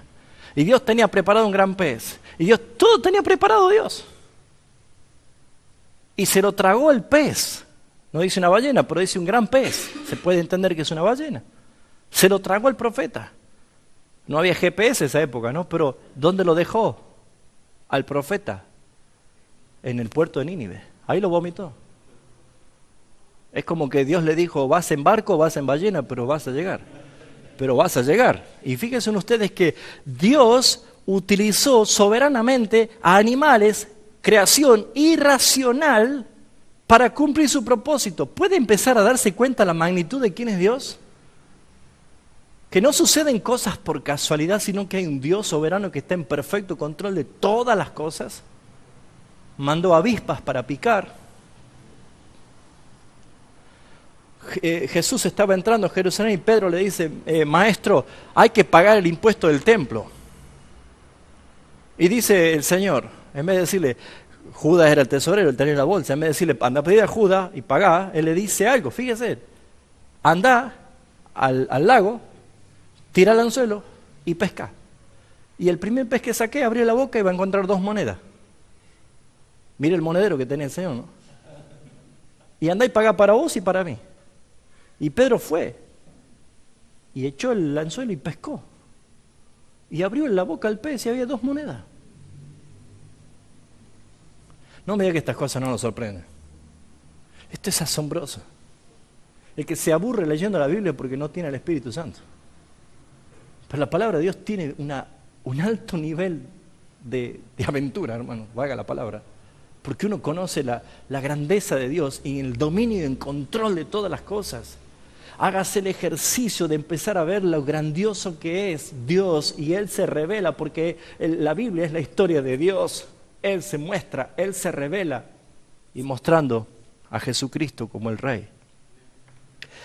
Hay muchos ejemplos más. Ahora, también Dios dirige a los hijos de los hombres. También ejerce control y dominio soberano sobre el hombre. Y fíjense ustedes, Si Dios lo hace con incrédulos, con impíos, con aborrecedores de Dios, ¿cómo no lo puede hacer con los hijos de Dios? La idea es entender que esto es así. Pero fíjense, Hechos 17, 28 dice, y en Él vivimos, y nos movemos, y somos. Hechos 17, 28. En Él vivimos, y nos movemos, y somos. En Él. ¿Saben por qué nosotros hacemos cosas y de pronto nació eso hacerlo?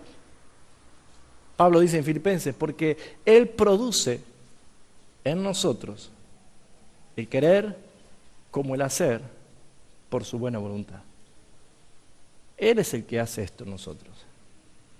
Ahora, fíjense, hay otro texto en Proverbios 16:9 que dice, el corazón del hombre piensa su camino, mas Jehová endereza sus pasos.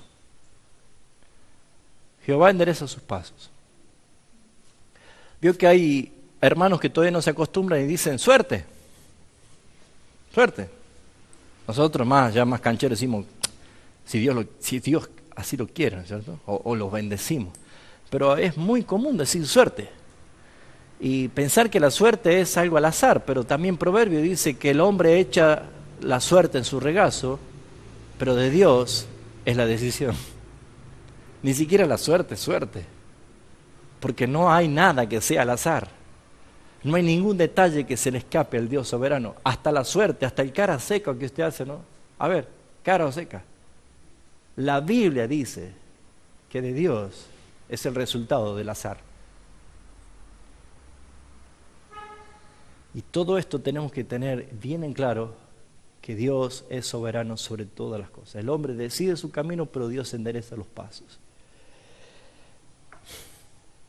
Pensar en insistir que algún hombre o algunos hombres pueden impedir los efectos de la voluntad de Dios y trastornar los consejos es negar las Escrituras, porque la palabra dice todo lo contrario. Por eso Job 23:13 dice, pero si Él se determina una cosa, ¿quién lo apartará? Y su alma deseó algo y Él lo hizo.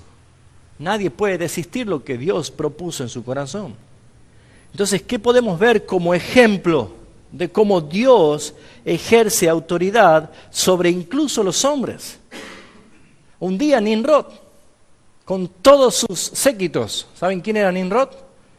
Génesis capítulo 10, es el primer hombre fuerte que levantó el puño contra Dios. Es el primero que amenazó a Dios. Y Nimrod es el creador de lo que se llama la Torre de Babel, que más tarde fue el que diseñó el imperio o lo que es Babilonia. Creador de Nínive, creador de Egipto, el imperio. O sea, Nimrod era un hombre fuerte.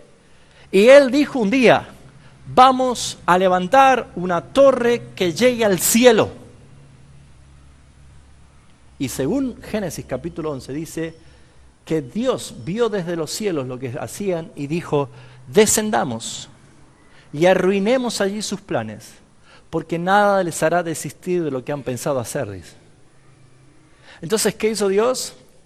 Arruinó los planes, cambiando lo que había determinado hacer Nimrod. Otra vez, no sé cómo explicar la responsabilidad del hombre y la soberanía de Dios, pero ese es un ejemplo. Él determinó hacer algo, Dios lo permite, pero luego lo arruina. Porque aquí lo que nosotros podemos ver es un prototipo del antievangelio. Porque ellos querían llegar a Dios por sus propias cuentas. Y Dios dice, no, es como yo lo determiné. Porque nadie viene al Padre sino por mí, dijo Jesús. Y fíjense ustedes que hasta el pleno siglo XXI no vemos torres de Babel en forma visible, pero lo que hoy muchos quieren hacer es llegar a Dios por sus propias cuentas. Por sus esfuerzos, por sus credos, por sus religiones, por distintas cosas quieren llegar a Dios. Y en un momento sus planes serán frustrados. Porque el único camino es Jesucristo. Encontramos, por ejemplo, cuando Esaú, después de todo lo que hizo su hermano Jacob, juró venganza. Cuando lo vea lo mato, dijo. Y eso estaba en su corazón. Pero ¿qué pasó cuando se encontró con Jacob? Lloraron y se abrazaron y estaban compungidos. ¿Qué pasó con el odio? ¿Quién obró allí? ¿Se entiende? Las cosas que Dios hace Hay muchos ejemplos, hermanos, muchas cosas que nosotros podemos encontrar acá. Cuando los hermanos de José habían decidido por unanimidad matarlo, ¿se acuerdan? Dios tocó el corazón de Rubén. ¿Y qué dijo Rubén? No, no lo matemos, lo vendamos como esclavo. Pero ya estaban determinados a hacerlo. Pero Dios actúa en soberanía, incluso cambiando la intención que tenía. Eso lo hace Dios. Y así pueden suceder muchas cosas, muchos ejemplos, incluso en nuestro tiempo, para darnos cuenta qué es lo que hace Dios. Amán había levantado una horca para matar a Mardoqueo. ¿Se acuerdan la historia de Esther? Lean la Biblia. Mardoqueo estaba amenazado porque Amán había hecho una horca y quería delante del rey acusarlo para que él muera en la horca. ¿Y quién murió en la horca? Amán. El que preparó la horca es el que terminó muriendo. O sea, Dios puede tener un panorama negro y Él lo transforma en blanco, porque Él es soberano. Eso, hay un texto en Génesis 50 que José dice, no sé si lo tienen algunos, ¿se acuerdan?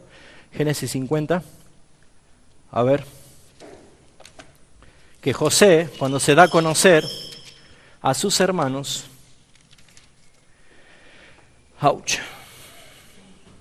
dice que Dios había trastornado, cambiado para bendición. Bueno, después se lo busco bien. Ya vamos terminando. Bueno, después se los busco. ¿Qué quiero concluir con esto? Me queda un punto nada más. Que Dios también ejerce soberanamente en los planes del hombre a distintas cosas que van pasando. Distintas cosas. Sin manipular la decisión del hombre, pero Dios va llevando de una forma inexplicable a su propósito. ¿Se entiende esto? Y por último, Dios ejerce gobierno sobre Satanás, sobre los ángeles y sobre los demonios. Y esto también es muy claro. Los ángeles son siervos de Dios, son sirvientes de Dios. Y en la Biblia han habido muchas apariciones de los ángeles al servicio del Señor. Y ellos siempre escuchan la voz de Dios y ellos obedecen a Dios y cumplen sus mandamientos, ¿sí? Hay algunos textos. Ese, gracias. Ahí está.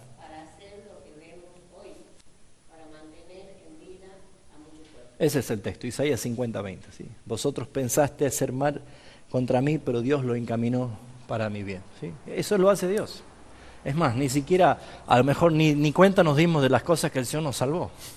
Y nunca te diste cuenta, ¿no? De las tramas. A lo mejor alguien te estaba apuntando y después dijo, no lo mato nada. Dios obró allí, ¿sí? En soberanía. Muy bien, Dios ejerce gobierno sobre Satanás, sobre los ángeles y sobre demonios. Una de las cosas que tenemos que erradicar por completo de nuestra mente es que Satanás es enemigo de Dios. Dios no tiene enemigos, ¿sí? Satanás es la figura creada de un arcángel, un querubín, sí, protector, que se rebeló contra Dios. O sea, Dios no tiene enemigos. Que Satanás se considere un enemigo de Dios tendría que ser un par, pero no es un par, ¿sí? Dios, en su soberanía y en su control absoluto de todas las cosas, permitió la rebelión y permitió el mal simplemente para glorificar sus atributos como la misericordia, como la gracia, como la salvación, como el perdón. Porque si no permitía esto, no era posible mostrar esto otro. ¿Se entiende? Exactamente. Y encontramos varios textos que hacen referencia a eso. Por ejemplo, no pudo hacer lo que quería con Job si no le daba autorización Dios a Satanás. Es más, la mayor evidencia es cuando en Génesis capítulo 3 Dios ejerce juicio y sentencia sobre la serpiente que es Satanás. ¿Y cómo hizo alguna defensa a Satanás? Estuvo callado y recibió la sentencia de parte de Dios y saben cuál es su fin. Porque Dios es Señor de dominios, de principados, de potestades, de todas las fuerzas que pueda haber. Pero hay varios textos. Por ejemplo, en Primera de Crónicas 21, como para ir más rápido, vamos a leer los primeros versículos, después lean ustedes lo demás. ¿Alguien lo tiene ya? A ver, lean los primeros versículos. Primera de Crónicas.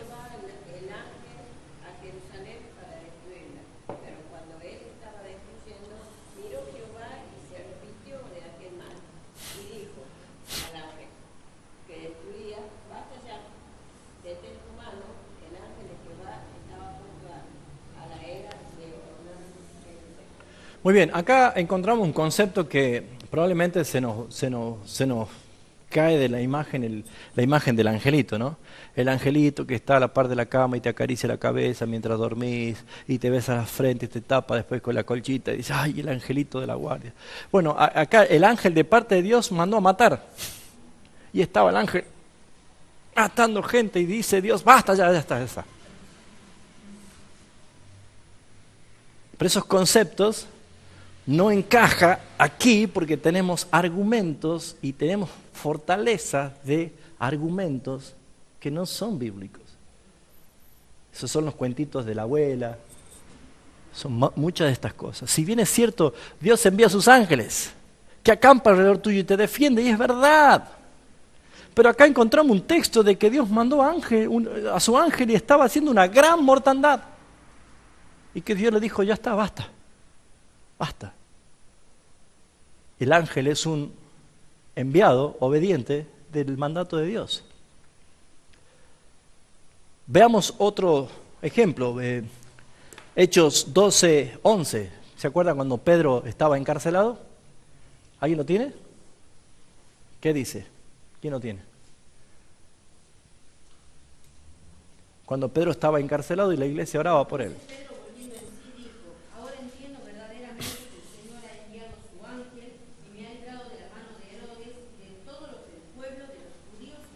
Pedro pensaba que era una visión, pensaba que era un sueño.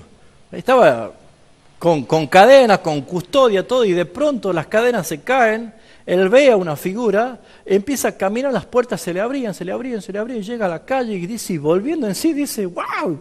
Estoy afuera. Y recién se da cuenta, Dios envió su ángel y me liberó. Una obra de providencia de la gracia y de la soberanía de Dios, en este caso para liberación. Recién acabamos de ver que un ángel estaba matando por orden de Dios y ahora un ángel está liberando por orden de Dios. ¿Quién ejerce autoridad? Dios, sobre los ángeles. Apocalipsis 22:6, alguien que lo pueda leer. Otro busque Mateo 24:31. Actividades de los ángeles que vemos entre muchas que hay.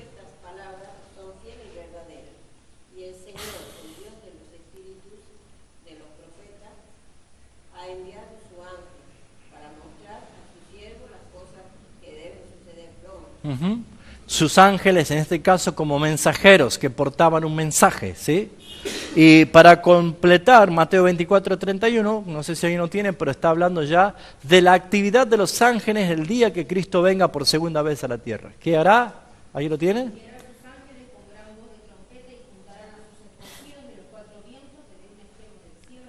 La actividad de los ángeles el día del fin es para juntar a los escogidos de Dios. Vamos, ustedes que son del Señor, vamos. Es la tarea de los ángeles al final. Pero también vemos nosotros que la palabra ejerce Dios autoridad y dominio sobre los demonios, sobre los espíritus inmundos. También Dios tiene autoridad. Por ejemplo, Marcos capítulo 5, vamos a ver que hay un suceso importante. La gente no conocía a Jesús, pero los demonios sí lo conocían. Marcos capítulo 5, versículo 7 dice, en el caso del Gadareno, ¿sí? Para dar un ejemplo, y clamando a gran voz dijo, ¿qué tienes conmigo, Jesús, Hijo del Altísimo? Ahí estaba Pedro, Juan, los apóstoles, y habrán dicho, ¿qué? ¿Hijo de quién? ¿Qué no es hijo este del carpintero? O sea, ellos no creían y no entendían esto, porque recién hasta que, dice que ascendieron y se quedaron mirando arriba y no entendían nada, hasta que vino el Espíritu Santo. Pero ¿qué dice la palabra acá? Que los demonios decían, ¿qué tienes conmigo? Jesús, Hijo del Altísimo. ¿Qué está diciendo? Sé quién es Dios, Padre. Tú eres el Hijo. Y fíjense ustedes, Versículo 7 dice, te conjuro por Dios que no me atormentes, porque les decía, sal de este hombre espíritu inmundo. Y Jesús le preguntó, ¿cómo te llamas? Y le respondió diciendo, Legión me llamo porque somos muchos. Y le rogaba mucho que no le enviase fuera de la región. Le pedía, le rogaba. Y dice el versículo 11, y estaba allí cerca un monte en gran hato de cerdos paciendo, y le rogaron los demonios, diciéndoles, envíanos a los cerdos para que entremos en ellos. Y Jesús les dio permiso. Allí nomás, en Lucas 4:41, vamos a ver otro texto más, ya voy terminando, este es el último punto. Lucas 4:41 dice así, también salían demonios de muchos, dando voces y diciendo, tú eres el Hijo de Dios. Pero él los reprendía y no les dejaba hablar porque sabían que él era el Cristo. Los demonios sabían y le conocían. Ahora, hay algunos textos muy puntuales, como Jueces 9:23 y Primera de Reyes 22:23. Busquemos esos textos rápido y terminamos. Y 1 Samuel 16:14, para ver que no tan solo ellos le obedecían y le tenían temor, sino que también estaban al servicio de Dios. Los demonios y los espíritus inmundos también estaban al servicio de Dios. ¿Qué dice ese texto? Por favor, leamos ya para terminar. Jueces 9:23. Envió Dios un mal espíritu entre Abimelech y los hombres de Siquem, y los de Siquem se levantaron contra Abimelech. ¿Qué hizo Dios? Envió un mal espíritu, un espíritu de discordia, un espíritu de pelea entre ellos. Esto nos lleva a replantear que a la hora de reprender un demonio, a la hora de hacer guerra espiritual o reprender a alguien, haga todo eso, pero al último diga, si es que tú lo quieres, Señor. Porque casi seguro que Dios está obrando aún en cosas que no las entendemos. Porque eres soberano, ¿se entiende esto? Fíjense en lo que dice el otro texto, Primera de Reyes 22:23. ¿Quién no tiene? Y ahora he aquí Jehová ha puesto espíritu de mentira en la boca de todos sus profetas. ¡Wow! Esos textos parecieran que son tremendos. Jehová ha puesto espíritu de mentira en la boca de todos esos profetas. Y uno se puede preguntar, ¿hay falsos profetas hoy en día? Claro que sí. ¿Y por qué los hay? ¿Será que se le escapó a Dios? ¡Míralo a este! Hermanos, debemos expandir con la palabra y empezar a entender que el Dios que adoramos, quizás a muchos de ustedes hasta hoy era un Dios no conocido. Pero la palabra está mostrando un Dios que tiene soberanía y control sobre todas las cosas. El otro texto es muy conocido. ¿Se acuerda cuando Saúl venía David a tocar el arpa para Saúl? ¿Qué dice? ¿Lo tenés? El espíritu de Jehová se apartó de Saúl y le atormentaba un espíritu malo de parte de Jehová. Le atormentaba un espíritu malo de parte de Jehová. Dios, soberano. Juan Calvino dice, Dios no se ensucia las manos para ciertas cosas, usa al diablo y a sus demonios. ¿Sí o no? Porque es soberano. Quiero terminar con un texto bastante fuerte que Pablo lo presenta acá en 2 de Tesalonicenses, capítulo 2, y que habla de la manifestación del hombre de pecado. Y una de las cosas que dice, recuerden que la primera carta Pablo estaba enseñando acerca de la venida de Cristo porque habían algunos que estaban mintiendo, estaban confundiendo a la gente. Y la segunda carta, Pablo vuelve a tocar el tema, pero habla esta vez como una señal de la manifestación del hombre pecado, que hay mucha tela para cortar de este contexto, pero vamos a ver algunos puntos. Dice, pero con respecto a la venida de nuestro Señor Jesucristo y de nuestra reunión con Él, os rogamos, hermanos, que no os dejéis mover fácilmente de vuestro modo de pensar, ni os conturbéis ni por espíritu, ni por palabra, ni por carta, como si fuera nuestra. Pablo se incluye diciendo, si aún yo en algún día digo algo que no es bíblico, no me hagan caso. Eso está diciendo Pablo. Está poniendo veracidad a la palabra. Y dice, nadie os engañe en ninguna manera, porque no vendrá sin que antes venga la apostasía, y se manifiesta el hombre de pecado, el hijo de perdición, el cual se opone y se levanta contra todo lo que se llama Dios y es objeto de culto, tanto que se sienta en el templo de Dios y como Dios, y haciéndose pasar por Dios. ¿No os acordáis que cuando yo estaba todavía con vosotros decía esto? Y ahora vosotros sabéis qué es lo que lo detiene, a fin de que su debido tiempo se manifieste. Porque ya está en acción el misterio de la iniquidad. Solo hay quien al presente lo detiene, hasta que él a su vez sea quitado de en medio. Versículo 8, presta atención a lo que dice acá. Y entonces se manifestará aquel inicuo, a quien el Señor matará con el espíritu de su boca y destruirá con el resplandor de su venida. Y acá desarrolla la característica del inicuo. Inicuo cuyo advenimiento es por obra ¿de quién? De Satanás, con gran poder y señales y prodigios mentirosos. Esto es profecía para este tiempo, o sea, antes de que venga Cristo, tiempo del fin, o sea que Pablo estaba hablando de este tiempo. En este tiempo va a haber más milagros y señales de Satanás que de parte de Dios. Eso está diciendo.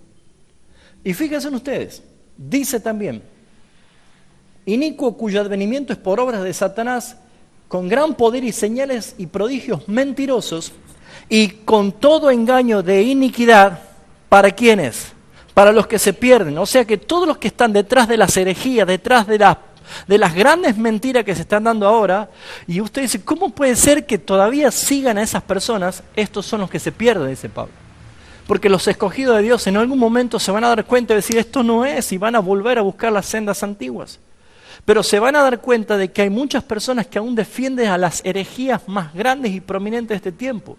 Y dice acá el apóstol Pablo que con todo engaño e iniquidad para los que se pierden, por cuanto no recibieron el amor de la verdad para ser salvos, y escuchen lo que dice acá, por esto, Dios les envía un poder engañoso para que crean a la mentira, a fin de que sean condenados todos los que no creyeron en la verdad, sino que se complacieron en la injusticia. ¡Wow! Esos textos son muy fuertes. Dios les envía un poder engañoso para que crean la mentira a fin de que no se salven. Usted puede decir, ¿con qué autoridad hace esto Dios? Él es Dios. Él es soberano. Pero si hasta aquí, con evidencias panorámicas bíblicas que hemos visto sobre esto, podemos decir, Dios es soberano. Controla la creación, controla la materia inanimada, los seres irracionales, controla el movimiento y los planes de los hombres. Dios es Dios y controla todas estas cosas. ¿La pueden aceptar? ¿La creen? La Biblia la enseña. Pero les aseguro que el miércoles que viene, cuando hablemos de la soberanía de Dios en la salvación, una gotita de agua helada le va a correr por la espalda. Porque, ¿saben? Es un duro golpe al ego al saber que uno puede aceptar todas las cosas, pero poder enterarte que la Biblia dice que ninguno puede hacer nada para salvarse. Si Dios no te salva, no te vas a salvar. Y no queda otra cosa más que un infierno delante tuyo. Algunos ya están allá y otros van en camino. Pero ¿dónde está el amor de Dios? ¿Dónde está la verdad de Dios? En que somos salvos por gracia y por misericordia de Dios. Y ¿saben? Es bueno cuando nos replanteamos y muchas veces van a surgir dudas. ¿Y yo soy salvo? ¿No soy salvo? Es bueno cuando eso viene porque el apóstol Pablo dice que debemos examinarnos y probarnos a nosotros mismos. Es bueno porque ¿saben qué hace? Crea dependencia. El que rechaza y niega estos conceptos y tapa sus oídos y huye de la verdad es porque simplemente es enemigo de Dios en todas las cosas. Vamos a parar aquí. Quiero que simplemente, yo le dije que vamos a empezar a entrar en agüitas profundas. Y de alguna manera, todo lo que ya venimos enseñando y más los hermanos que ya vienen del año pasado escuchando la doctrina de la gracia, necesitamos empezar a conocer al Dios que adoramos. Y los atributos de Dios es importante conocer. ¿Sí? Vamos a terminar aquí, se hizo un poquito tarde ya.